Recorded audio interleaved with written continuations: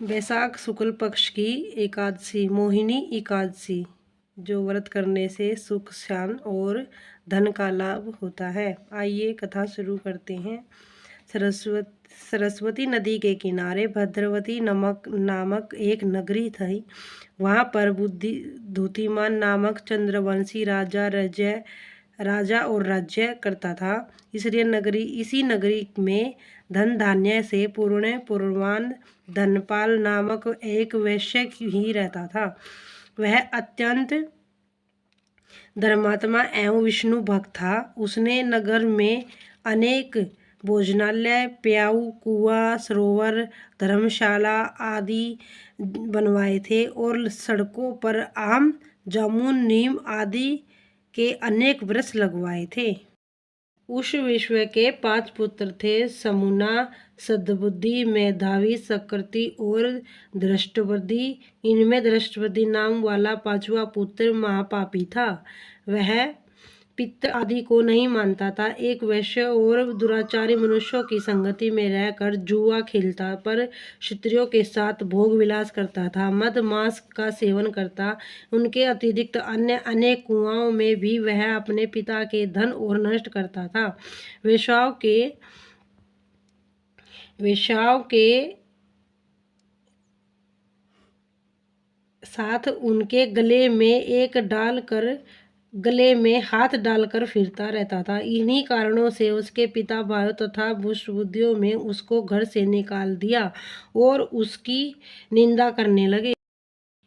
घर से निकाल देने के बाद वह अपने गहने और कपड़े बेचकर विवाह करने लगा। तब सब धन नष्ट हो गया तो वेश्या के और दुष्ट संगी साथियों ने भी उसका साथ छोड़ दिया।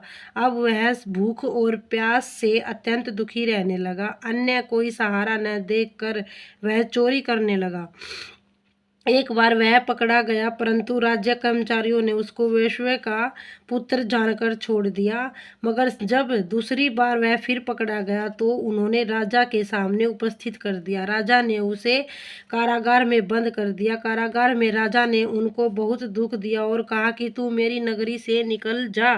वह नगरी से निकल वन में चला गया और वन में पशु पक्षियों को मार कर खाने लगा। कुछ समय के पश्चात वह बहेलिया बन गया और धनुष बाण लेकर पशु पक्षियों को मार मार कर खाने लगा। एक दिन वह भूख और प्यास से दुखित होकर खाने की खोज में फिर रहता था। कौंडिन्य ऋषि के आश्रम पर पहुंच गया।